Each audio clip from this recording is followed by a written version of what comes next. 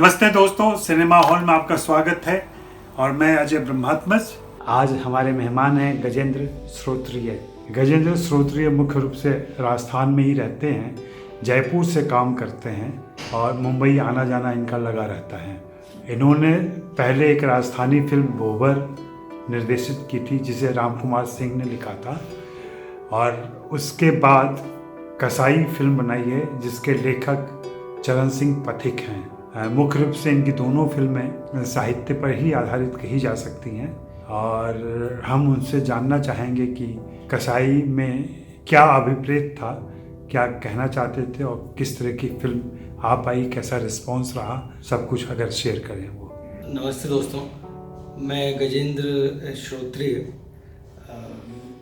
जैसा कि हम कसाई फिल्म मेरी जो अभी रिसेंटली कंप्लीट हुई उसकी बात करेंगे। जैसा अजय जी ने बताया, फिल्म चरण सिंह पथिक की एक शॉर्ट स्टोरी पर आधारित है। पथिक की ये कहानी मैंने कोई 3 साल पहले पढ़ी थी, तब मुझे उसमें एक वो सिनेमैटिक अपील नज़र आया था।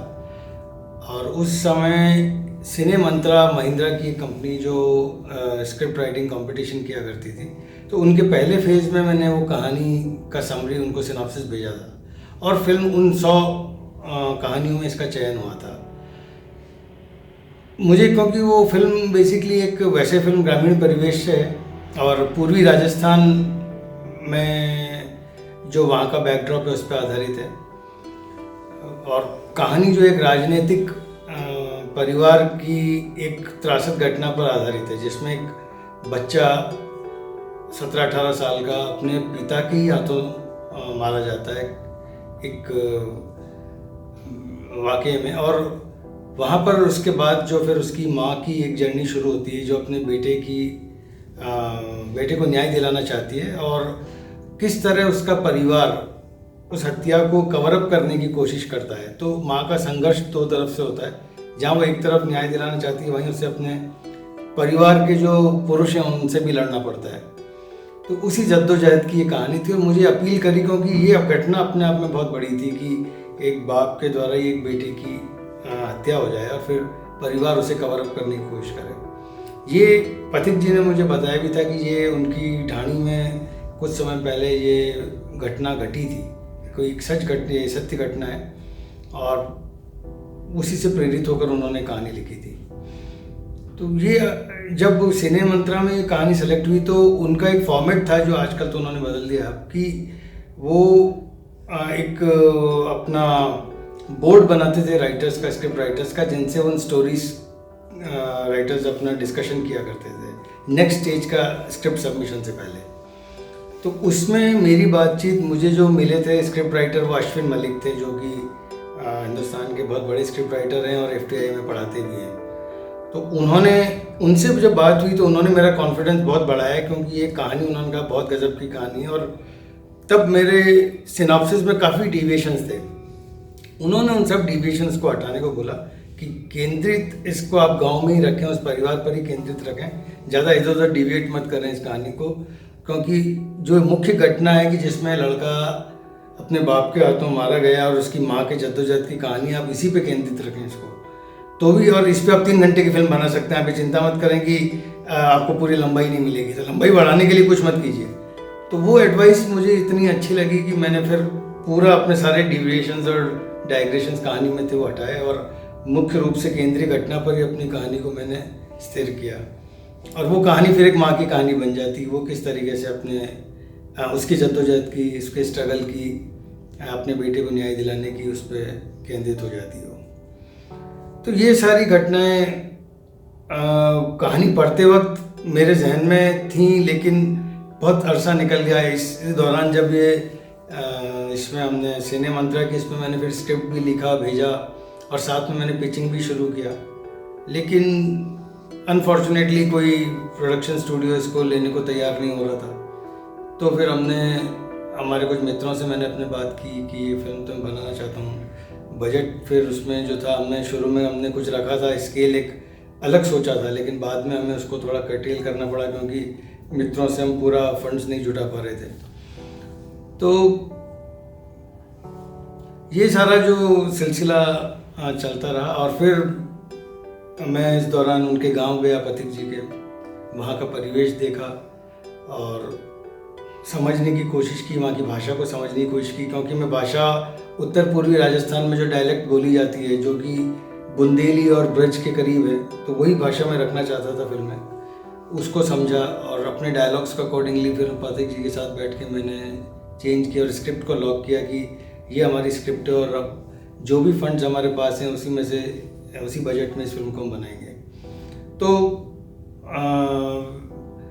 अपनी प्लानिंग, बजटिंग, शेड्यूलिंग सब किया और सबसे बड़ा जो फिर मुद्दा आया वो कास्टिंग का आया, क्योंकि मैं कास्टिंग थोड़ी अच्छी लेकर आगे बढ़ना चाहता था कि जो अच्छे कलाकार मिल जाएं। तो मैं अपनी पहली फिल्म में वो परेशानी महसूस कर चुका था, क्योंकि सारे स्थानीय कलाकारों, तो एक कम से कम की एलिमेंट फिल्म में होना ज़रूरी है। तो जो माँ का किरदार था लड़के की, वो मुझे लगा कि मीता वशिष्ठ उस रोल को अच्छे से कर पाएंगी। फिर मीता वशिष्ठ उनसे बातचीत की, उन्हें कन्विंस किया, 2-3 महीने का वो प्रक्रिया रही, जिसमें खैर वो उन्होंने इवेंचुअली स्क्रिप्ट पढ़ी, क्योंकि क्या होता है कि नया डायरेक्टर स्क्रिप्ट भेजता है तो अमूमन एक्टर पढ़ते भी नहीं उसे। लेकिन जब मैंने 1-2 बार उनसे बात की, हमारे दीपक गेरा हमारे एक मित्र हैं, वो क्योंकि उनके जयरंगम कार्यक्रम में आके एक नाटक कर चुकी थी, उनका परिचय था, तो मैंने उनका भी हवाला दिया, तो उन्होंने कहा ठीक है मैं स्क्रिप्ट पढ़ती हूँ। फिर बाद में उन्होंने मुझे बताया कि आपके 15 पेज स्क्रिप्ट के पढ़ते पढ़ते ही मैंने तय कर लिया था कि ये फिल्म मैं कर रही हूँ। फिर हालांकि कमर्शियल्स पे थोड़ी बहुत बातचीत हुई और वो लेकिन तैयार हो गई। बाकी कलाकार आने थोड़े आसान रहे। NSD के ही उनके रवि झांकल जो जयपुर से ही हैं, वो उन्हें मनाने में मुझे ज़्यादा दिक्कत नहीं हुई। एक अशोक भाटिया, वो भी राजस्थान से आते हैं, वो भी तैयार हो गए, उन्होंने भी स्क्रिप्ट पढ़ी और तुरंत हाँ कर दी। एक सरपंच का किरदार, क्योंकि इसमें एक मुख्य किरदार है, तो वो VK शर्मा जी, वो NSD से दिल्ली रहते हैं, लेकिन मैं बात कर रहा था KK रैना जी से कि अगर वो तैयार हो जाए इस रोल के लिए, लेकिन बाद में मीता जी ने ही सजेस्ट किया कि आप VK जी से बात कीजिए, क्योंकि वो मथुरा दिल्ली साइड के हैं, उनके भाषा पे उनकी अच्छी पकड़ होगी। तो खैर उस तरीके से फिर हमने VK जी को फाइनल किया। और हमारा जो लीड रोमांटिक पेयर है वो हमारे मित्र हैं राम कुमार, उन्होंने वो क्योंकि मयूर मोरे को जानते थे, तो उन्होंने मयूर मोरे का नाम सजेस्ट किया, बात करवाई। और एक ऋचा हमारे जयपुर की हैं वो, तो इस तरीके से हमारी कास्टिंग जो है पूरी हम कर पाए, कंप्लीट हुई। और फिर मैंने शेड्यूल बनाया 15 से 16 दिन का, और 2 कैमरे का सेटअप लगाया, क्योंकि रीटेक्स वगैरह की हमारे पास ज़्यादा गुंजाइश नहीं थी, तो हमने कहा 2 कैमरा से जितना हम फास्ट काम को कर पाएंगे। तो करके इस तरीके से हमने जो है फिल्म को बनाई। अब इसमें एक और बात है कि मैंने 2 फिल्में जो बनाई, दोनों साहित्य से आती हैं। पहली जो फिल्म थी भोबर, वो राम कुमार सिंह की एक शॉर्ट स्टोरी पर आधारित थी, वो भी एक साहित्यिक कहानी थी। और दूसरी ये पथिक की जो है, ये भी एक साहित्य से ही ली हुई कहानी है। तो अब इसे संयोग कहा जा सकता है। मेरी कुछ ओरिजिनल स्क्रिप्ट्स भी हैं, लेकिन शायद उनको अभी समय लग सकता है, उनका नंबर कब आएगा मुझे नहीं पता, लेकिन जल्दी यहाँ वो भी फिल्में बनेंगी। अभी मैं इसी तरह एक पथिक की एक कहानी और मुझे अपील कर रही है, मैं उस पर भी काम कर रहा हूँ, उसकी स्क्रिप्ट पे अभी काम चल रहा है, वो भी मैं अभी पिचिंग उसकी शुरू करूँगा। तो क्योंकि मुझे पढ़ने का शौक़ है, साहित्य में लगातार पढ़ता हूँ, खास करके हिंदी साहित्य। हालांकि शुरुआत में मैं अंग्रेज़ी साहित्य ज़्यादा पढ़ा है, लेकिन एक बार रुझान और यहाँ की स्थानीय कहानीकारों का जब मैंने पढ़ना शुरू किया, तो कई कहानीकारों से का मुझे पता लगा कि वो अच्छा लिखते हैं, तो उनकी कहानियाँ पढ़ना शुरू करी। फॉर्चुनेटली राम कुमार सिंह और चरण सिंह पथिक आपस में एक दूसरे को जानते थे, तो मेरी जान पहचान उनसे बड़ी आसानी से हो गई। तो कोशिश यही कर रहे हैं कि साहित्य से मैं अपने कहानियाँ लूँ और उन पर फिल्म बनाऊँ। हालांकि थोड़ा सा मुश्किल होता है, क्योंकि दोनों कहानियाँ छोटी थी और अपने आप में फिल्म बनाने के लिए उनकी लंबाई पूरी नहीं थी। तो हमें साथ बैठकर काफ़ी रोड मैप को विस्तार देना पड़ा, कई घटनाएं जोड़नी पड़ी, और उसी जोड़ने के क्रम में ही अश्विन मलिक की राय को भी हमने मद्देनज़र रखा कि हम अन्यथा कोई चीज़ डाइग्रेशंस नहीं लें कहानी में, उन्हीं केंद्रीय घटना के अराउंड जो हम बुन सकते थे ताना बाना, हमने वो कोशिश की कि उसका जो साहित्यिक विचार है उस कहानी में वो हम कहीं नष्ट नहीं करें।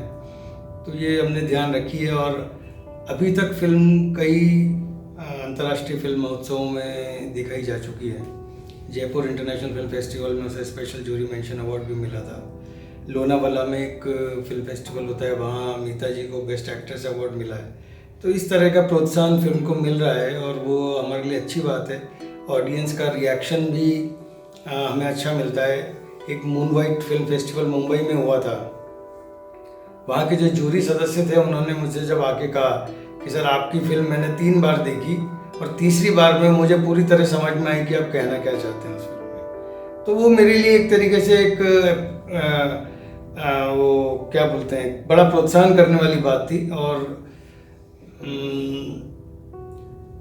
क्योंकि मुख्य रूप से मैंने जब उन्हें कहा कि हम कहानी में, उन्होंने पूछा कि कसाई नाम क्यों रखा आपने से, मैंने कहा वैसे तो मूल कहानी का नाम भी कसाई है, तो हमें उसमें ज़्यादा सोचना नहीं था। लेकिन कसाई जो है वो हर पात्र के, या यूं कहें तो हर इंसान के अंदर जो ग्रे कैरेक्टर होता है उसे रिप्रेजेंट करता है।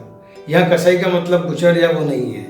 गाँव में, क्योंकि पूर्वी राजस्थान में कसाई इविल स्पिरिट्स के लिए भी इस्तेमाल किया जाता है, वो क्योंकि इस कहानी में एक सब प्लॉट के रूप में वो एक सिलसिला भी आता है, तो वो तो है। लेकिन इसका जो फिगरेटिव मीनिंग जो है या मेटाफर अगर जो हम उस तरीके से लें, तो वो हर इंसान के अंदर जो कसाई है वो उसको रिप्रेजेंट करता है कि किस तरह हर किरदार का ग्रे कैरेक्टर परिस्थितियों के हिसाब से निकल कर आता है।